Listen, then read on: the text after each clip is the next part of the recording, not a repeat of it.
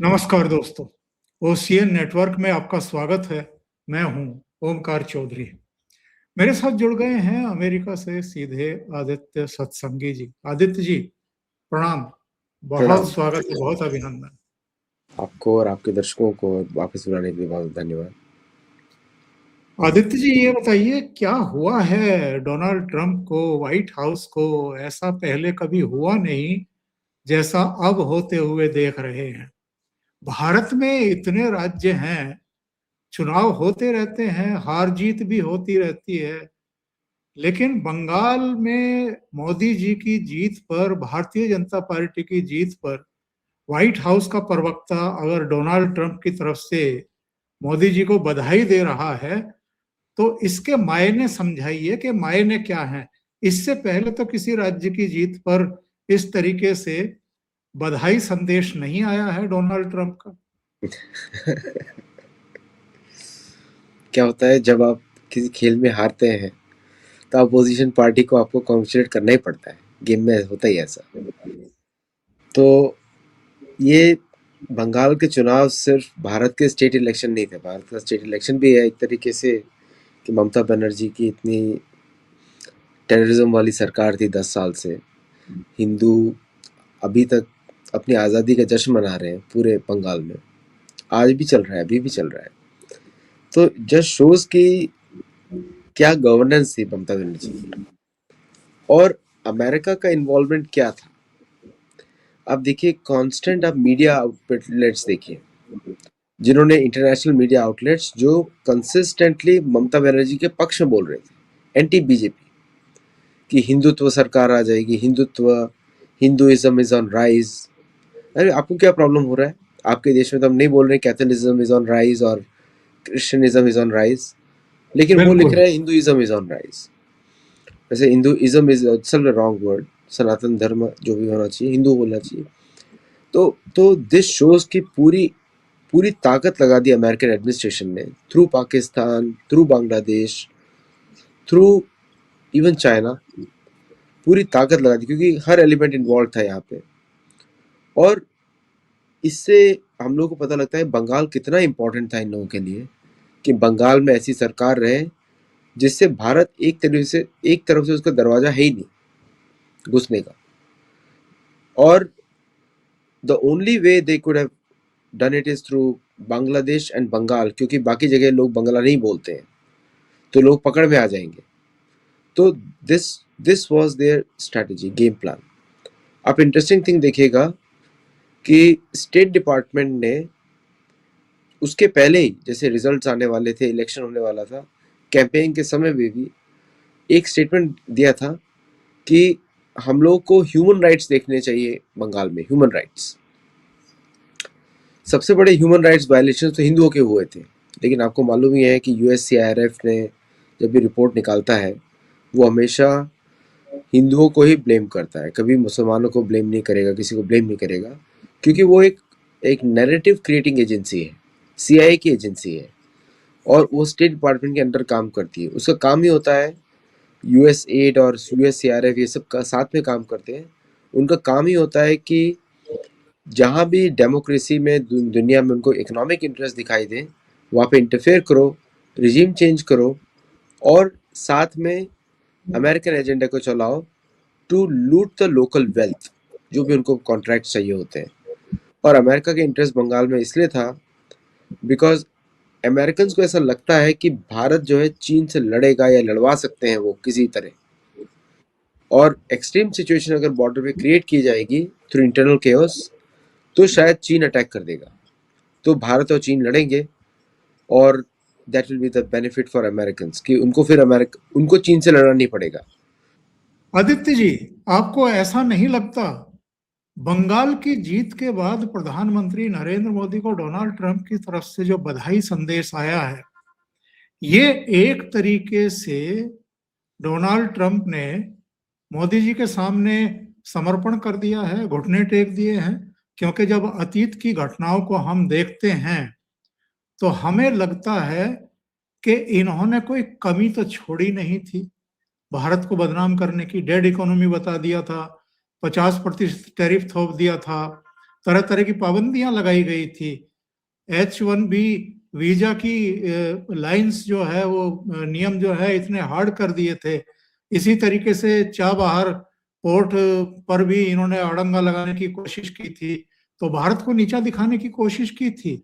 लेकिन जिस तरीके से मोदी जी लोकसभा चुनाव के बाद मजबूत होते आ रहे हैं, हरियाणा जीत लिया, महाराष्ट्र जीत लिया, दिल्ली जीत लिया, बिहार जीत लिया, अब बंगाल जीत लिया, तो उनको लगने लगा है कि यहाँ पर किन्हीं राहुल गांधी या किन्हीं डीप स्टेट के जरिए या साजिशों के जरिए, खुरापातों के जरिए वो कुछ नहीं कर पाएंगे। पूरा देश मोदी जी के साथ खड़ा हुआ है, इसलिए सरेंडर करने में ही भलाई है। देखिए, इसमें आपको, आपके दर्शकों सबको पता ही होगा, जब आप आसिम मुनीर के माध्यम से भारत के लिए स्ट्रेटेजी बनाएंगे तो हर चीज फेल ही होने वाली है। फील्ड मार्शल, अगर अमेरिका को क्या आइडिया है कि बंगाल में क्या चल रहा है, उसको कोई पता ही नहीं है कि बांग्लादेश में क्या चल रहा है।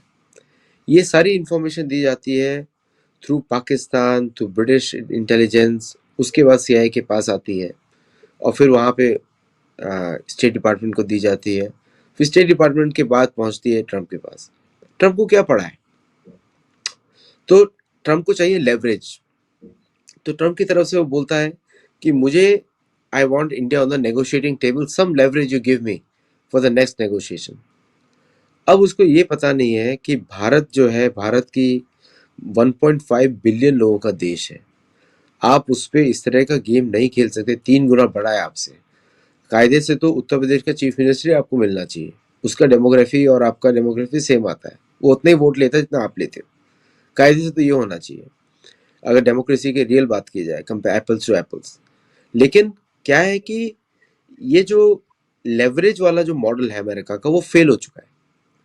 देखिए क्या है कि Iran war has taught the world कि America is not what they claim to be. चाहे वो कितना भी अपना मिसाइल शिसाइल दिखा लें, वो उनकी जनता को इम्प्रेस करने के लिए है, दुनिया के लिए नहीं है। अगर F-35 ईरान ट्रैक कर सकता है तो Bharat is a different game. Bengal में इनका फोकस इसलिए था कि अगर बंगाल बीजेपी का नहीं होता तो बांग्लादेश के through they could have done much more worse than what they have done so far. मतलब एक वो था ना, कीड़ा करते रहो एक तरफ से, बस दबाते रहो दबाते रहो, वो है प्रॉब्लम थी। टेररिज्म, ये था भारत के अंदर लार्ज स्केल पे अशांति फैलाने का प्रोग्राम था, ताकि Modi government gets busy in India while they play their games in Middle East. America को तो मिडिल ईस्ट से मतलब है, उसको भारत से मतलब नहीं है। भारत के साथ तो उसका ऑलरेडी डील्स चल रहा है। सर्जियो गोर अच्छा काम कर रहे हैं, ऑलरेडी भारतीय कंपनीज ने बहुत इन्वेस्टमेंट्स भी अनाउंस किया है अमेरिका के लिए। वो कब वो एक्चुअली पहुंचेगा कि नहीं पहुंचेगा वो मुझे पता नहीं है, सही। बट ये उनका प्लान था कि लेवरेज रखे कि भारत की, Modi ji is busy in local, he doesn't interfere in international. जो अमेरिका सोचता है वो उसका हक है, Bharat should not be part of it. लेकिन it's impossible to run world economy without India, impossible. आप सोचिए कि 17%, अगर 1 in 6 और 1 in 7 इज इंडियन, आप कैसे इकोनॉमी चला सकते हो, ग्लोबल इकोनॉमी? आप क्या ह्यूमंस ही नहीं कंज्यूम करने के लिए, एआई रोबोट्स तो नहीं कंज्यूम करते हैं, वो तो पावर कंज्यूम करते हैं। कंज्यूम भोजन, दाल, चीनी, यही तो एक्चुअली इकोनॉमी रहता है, main economy at the end of the day. Petroleum कौन यूज करता है? रोबोट्स तो नहीं यूज करते। आप गैसोलीन के रोबोट्स नहीं चलाते अभी। सो द वो जो बेसिक कमोडिटीज का जो ट्रेड है जिसपे अमेरिका कंट्रोल करना चाहता है, वो उसके हाथ से निकल गया है। वेस्ट एशिया का भी निकल गया है। तो अगर वो बंगाल में गड़बड़ी फैलाते हैं भारत के अंदर, तो भारत का फोकस अंडमान निकोबार पे कम हो जाएगा, मलाका स्टेट्स पे कम हो जाएगा। 20% इधर, 23% मलाका स्टेट, ये 2 ऑयल ट्रेड के मेजर प्लेटफॉर्म्स हैं। तो आप सोचिए इसका डायरेक्ट लिंक आता है निकोबार के भारत के प्रोजेक्ट के साथ, जहां पे भारत ऑटोमेटेड कंटेनर शिप बना रहा है, जो सिंगापुर की इकोनॉमी खत्म कर देगा। बिल्कुल। सिंगापुर की जो पूरी इकोनॉमी है that is running on container. Malaysia, Indonesia की भी कंटेनर्स बेस्ड है। दुनिया के सबसे बड़े कंटेनर्स इंडोनेशिया के थ्रू है। तो ये जो ग्लोबल जियोपॉलिटिक्स है, वो उसमें बंगाल का इलेक्शन वाज वेरी इंपॉर्टेंट। जैसे वो भारत ने अभी, बीजेपी ने अब जीत लिया है, तो that problem is solve for next 20 years Bharat के लिए। अगर बीजेपी गवर्नमेंट अच्छा काम करती है तो 20 साल के लिए प्रॉब्लम चली जाएगी। तो आप देखेंगे सडनली पूरा जो अदृश्य राज्य है, जो दो हैं, एक तो है यूरोपियन और एक होता है ब्रिटिश, दो के चलते हैं। अमेरिका का कोई अदृश्य राज्य नहीं है, क्योंकि यहाँ पे सारी इंफॉर्मेशन कोर्ट के सामने है, आप कुछ छुपा ही नहीं सकते अमेरिका के अंदर। वो बात अलग है, कोई एक्शन नहीं लेता, कोई ये नहीं करता, वो बात अलग है। लेकिन अमेरिकन एक्टिविज्म जो होता है, फ्री प्रेस का जर्नलिस्ट एक्टिविज्म होता है, वो बड़ा स्ट्रांग है, आप कुछ छुपा नहीं सकते यहाँ पे। तो अब ये गेम खत्म हुआ तो उन्होंने द्रविड़ वाला गेम शुरू कर दिया। अब आपको पता ही है कि तो ये नॉन स्टॉप करते रहेंगे जब तक कि भारत कोई प्रोएक्टिव एक्शन नहीं लेता on a global scale against, और या protect their own interest against this cartel, की जो वेस्टर्न कार्टेल है। तो तब तक ये चलता रहेगा। नहीं तो जैसे फॉर एग्जांपल सेंटकॉम में का जो एक बेस है डिएगो गार्सिया, बीच में बैठा हुआ है समुद्र के, और वहां पे B-2 बॉम्बर्स बैठे हुए हैं। वो तो अब तो भारत के पास मिसाइल्स हैं, हाइपरसोनिक है, मतलब 15 मिनट की दूरी है भारत के लिए, कोई बड़ी बात नहीं है अब। लेकिन that is an eyesore for Bharat. तो कहीं ना कहीं टफ नेगोशिएशन का समय आ गया है। Indian ocean for India, Atlantic share between you and Africa, Pacific share between Asia and USA, ये समय आ गया है। तो अब इसको अगर टाइप करेंगे, मोदी जी के जो रिसेंट अनाउंसमेंट 2 दिन पहले उन्होंने की कि भारत ने शुड कंजर्व, यही है, पेट्रोल भारत के लिए रोक दो, प्राइसेस इंक्रीज कर दो, तो भारत बोल रहा हम खरीदेंगे, हमारी जरूरत कम कर लेंगे। बिल्कुल। आदित्य जी, बंगाल जीतने का मतलब ये भी है, देखिए नीचे से अगर हम देखें तो असम भारतीय जनता पार्टी के पास, घुसपैठ खत्म, बल्कि पकड़ पकड़ करके वापस उनको धकेला जा रहा है, उनकी सीमा में फेंका जा रहा है। हिमंता बिस्वा शर्मा अपने बयानों में, भाषणों में ऑलरेडी वो खुलासा कर चुके कि हम किस तरीके से वापस फेंक रहे हैं। इसके बाद फिर अब ये आप देख लीजिए, बिहार, झारखंड अभी जेएमएम के पास है, लेकिन वो केंद्र के बिल्कुल संपर्क में है। जैसे होम मिनिस्ट्री कह रही है वैसे वो काम कर रहे हैं वहां पर। कुछ जिले झारखंड के हैं जहां पर घुसपैठिए माने जाते हैं कि वहां छिपे हुए हैं। बिहार इनके पास है, बंगाल अब इनके पास आ गया है। आप और हम जानते हैं कि एक क्रिश्चियन कंट्री बनाने की बड़ी साजिशें रची गई थी, और इस बंगाल को जीतने के बाद म्यांमार के जरिए या बांग्लादेश के जरिए या नेपाल के जरिए या दूसरे इलाकों के जरिए जो एक बड़ी साजिश थी, मणिपुर में बार बार आग लगवाना या वहां पर जो है कॉन्फ्लिक्ट करवाना, पूर्वोत्तर के दूसरे राज्यों में कुछ इस तरह की चीजें करना, ये एक बड़ी अंतरराष्ट्रीय साजिश का हिस्सा था। तो क्या हम मान लें कि ये जो किला अभेद्य माना जा रहा था ममता बनर्जी का, इसको भेदने के बाद गेम ओवर कर दिया है भारत ने, नरेंद्र मोदी ने? बिल्कुल कर दिया है एक तरीके से। एक्चुअली अब भारत के लिए बहुत अच्छा मौका है सिलीगुड़ी कॉरिडोर को सॉल्व करने का। पॉलिटिकली नेगोशिएशन करने चाहिए या फिर मिलिट्री एक्शन लेना चाहिए, और चिटागोंग के सॉल्व करना जरूरी है, क्योंकि त्रिपुरा को समुद्र से मिलना बहुत जरूरी है मेरे हिसाब से, और सामरिक दृष्टि से भी देखेंगे तो इम्पोर्टेंट है। और जिस तरह म्यांमार में काम चल रहा है, मुझे तो लगता है कि म्यांमार के बहुत टुकड़े होने वाले हैं। और कोको आइलैंड्स जो भारत ने दे दिया था म्यांमार को, वो उसकी कंडीशंस पे चेक करना चाहिए, किस कंडीशन पे दिया था। अगर उसमें चाइनीज बेस ऑलरेडी बना हुआ है तो उस पर ऑफिशियल वापस क्लेम करना पड़ेगा, क्योंकि हमने इस कंडीशन पे उसको नहीं दिया था कि वो चाइनीज को बेच देगा। तो चाइनीज ने उसको लेवरेज करके, जैसे चाइनीज ने बहुत अच्छी तरह अमेरिकन से सीखा है लेवरेज करना, तो उसने किसी कॉन्ट्रैक्ट को लेवरेज करके ले लिया। तो ये जो नॉर्थ ईस्ट का जो पूरा प्रॉब्लम है, ये एक आपको मालूम है किस तरह ब्रिटिश ने बांग्लादेश क्रिएट करवाया, ईस्ट पाकिस्तान, ये परमानेंटली क्रिएट किया गया था कि भारत कभी ग्रो ही ना कर पाए।